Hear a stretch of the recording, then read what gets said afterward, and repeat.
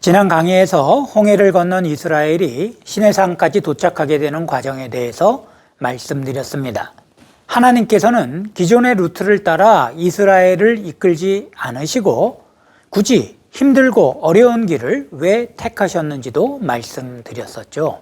하나님만을 의지하는 삶을 훈련하게 하시기 위해서였다고 말입니다. 바로 만나가 그 의미라고 말씀드렸었죠.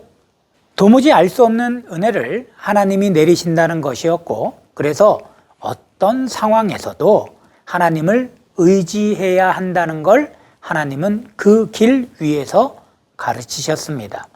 사실 지난주에 시내산에 도착하기 전에 있었던 일을 설명하면서 말씀드리지 못한 것 한 가지가 있습니다. 이스라엘 백성과 아말렉족 사이의 전쟁 이야기로 모세가 손을 들면 이스라엘이 전투에서 이기고 손을 내리면 아말렉이 이기게 되어서 아론과 훌이 모세를 가운데 두고 두 팔을 붙잡고 들고 있게 해서 승리했다는 이야기 말이죠. 이 전쟁 역시 이스라엘은 하나님을 의지하여야만 한다는 강렬한 메시지를 담고 있는 겁니다.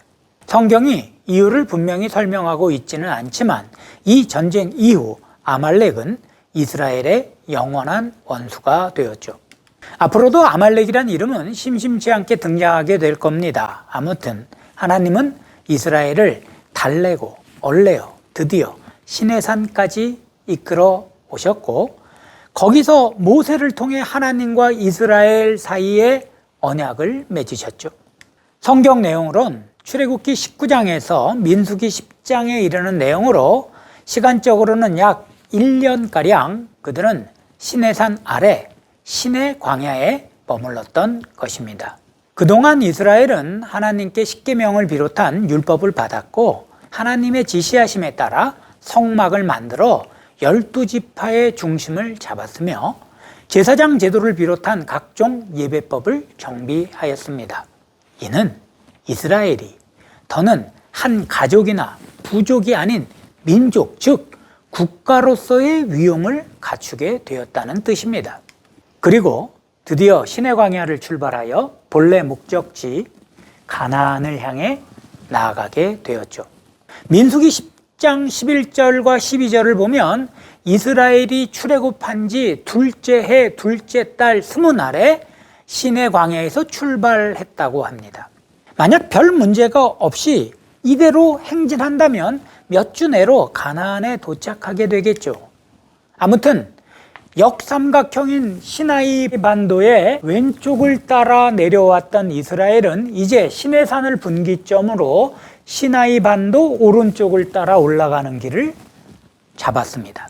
이제 이스라엘은 민족 단위를 이루었으니 국가의 위용을 갖춘 이상 이집트를 떠날 때처럼 오합지졸처럼 뭉쳐 다닐 수는 없는 일입니다. 그들은 성막을 중심으로 일정한 대열을 갖추어 바란 광야를 향해 갔습니다. 하지만 신명기 1장에 의하면 이스라엘에게 이 광야는 크고 두려운 광야였다라고 합니다. 시나이 반도 중부와 네게부 사이에 있는 이 바란 광야는 강수량이 연간 50mm에 불과한 극도로 건조한 지역으로 북쪽은 신광야, 동쪽으로는 아라바 광야 사이에 있죠.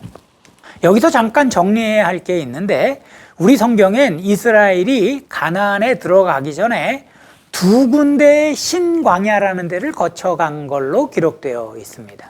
출애굽기에 기록된 신광야와 민수기에 기록된 신광야로 이 둘을 혼동하면 가나안 땅을 눈앞에 둔 이스라엘이 홍해를 건너자마자 지난 신광야로 다시 돌아간 걸로 착각할 수도 있죠. 하지만 이 두 신광야는 히브리어 스펠링이 다릅니다. 간단하게 영어로 표현하자면 앞에 신광야는 S 발음이고 이제 설명할 신광야는 Z 발음이죠. 앞에 신광야는 시나이 반도 서쪽 수르 광야와 시내산 사이에 있는 광야로 발음상 신광야에 가깝고, 뒤에 신광야는 시나이 반도의 동쪽 바란 광야의 북쪽으로 이스라엘 남부 네게부와 맞닿아 있는 곳으로 발음상 친광야에 가깝다고 하겠습니다. 이렇게 두 광야는 전혀 다른 곳이나 번역상 문제로 헷갈리게 된 것입니다. 아무튼 시내산에서 율법을 받은 이후 이스라엘과 하나님 사이에는 한 가지 큰 변화가 감지됩니다. 하나님은 이스라엘을 이전처럼 대하지 않으셨습니다. 이제까지 이스라엘을 달래고 얼레던 하나님은 시내산 이후부터는 그들의 죄에 대해 단호하게 처벌하십니다. 율법을 받았고 말씀을 들었으며 계약을 맺은 이상 그 율법과 말씀 그리고 계약을 준수해야 한다는 뜻이죠. 그러므로 시내 광야에서의 1년은 그들이 교육받는 시간이었던 겁니다. 이제는 여호와의 백성답게 살아야 할 의무가 그들에게 주어졌으며 그렇지 못할 경우 이제 하나님의 심판을 피할 방법이 없어진 겁니다. 즉 시나이 반도 서쪽의 길이 은혜의 시간이었다면 동쪽 길은 훈련의 시간이라 할 수 있겠죠. 첫 번째 훈련은 시내산에서 출발한 지 얼마 되지 않았을 때였습니다. 디베라라는 곳에 이르렀을 때 그들은 광야 생활의 어려움에 대해 불평불만을 쏟아 놓았고 이에 하나님께서는 여호와의 불로 진영 끝을 살라 버리셨습니다. 모세가 하나님께 부르짖자 하나님께서는 그 진노의 불을 거두셨습니다만 그들의 불만은 멈출 줄 몰랐죠. 하세롯이라는 곳에 이르렀을 땐 오랫동안 고기를 먹지 못했다고 불평을 늘어놓았고 이에 여호와께서 메추라기를 마음껏 잡아먹을 수 있도록 그들의 진영으로 몰아 넣으셨습니다. 그런데 그들은 거기서 탐욕의 끝판왕이 뭔가를 보여주었죠. 성경은 적게 잡은 자도 10호멜이라 라고 합니다. 호멜은 나귀 한 짐에 해당하는 것으로 부피로 치면 220리터나 됩니다. 탐욕을 부린 이스라엘 백성은 또다시 하나님의 재앙을 당하게 되었는데 고기가 아직 이 사이에 있어 씹히기도 전에 죽임을 당하고 말았다고 성경은 기록하고 있습니다. 그들은 거기를 기브롯 핫다와 탐욕의 무덤이라 불렀습니다. 우리는 이렇게 나타난 하나님의 진노가 단지 이스라엘의 잘못을 심판하기 위함이 아니라는 사실을 기억해야 합니다. 하나님과 언약을 맺은 백성들로 그들이 가나안 땅에서 새로운 삶을 살기 전에 그 언약에 먼저 충실하도록 훈련하시려는 하나님의 의도였던 거죠. 우리는 홍해에서 시내산까지가 은혜의 시간이었다면 시내산에서 가나안까지는 훈련의 시간이었다는 걸 꼭 기억할 필요가 있습니다. 그런데 이런 훈련은 단지 이스라엘 백성들만 받아야 하는 게 아니었죠.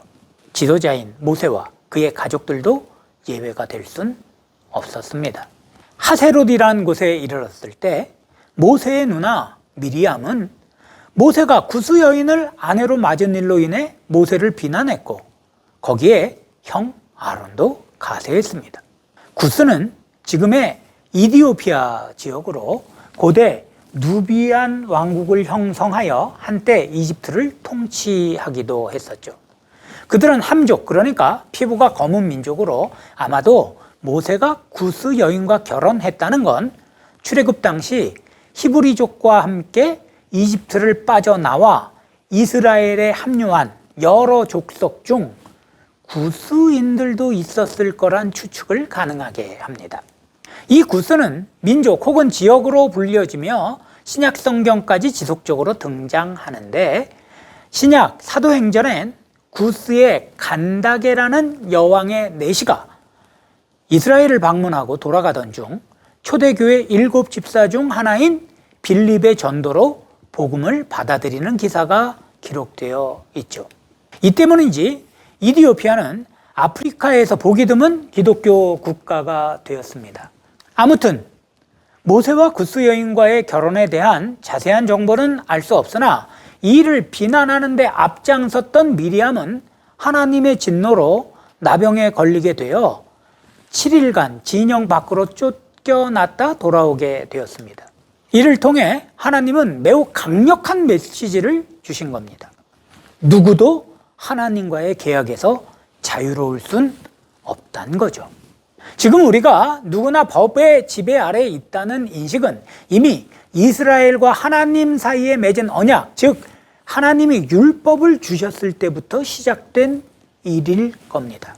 이후 이스라엘은 행진을 계속하여 바란 광야와 신광야, 앞에서 설명한 스펠링 S가 아닌 지트로 시작되는 광야 사이 가데스 바네아라는 곳에 서게 되었습니다. 현재 아인 엘 쿠데이랏이라는 곳으로 추정되는 이곳은 이스라엘이 그토록 들어가고자 했던 그들의 조상의 땅 중 브엘세바와는 불과 50-60km 정도밖에 떨어져 있지 않죠.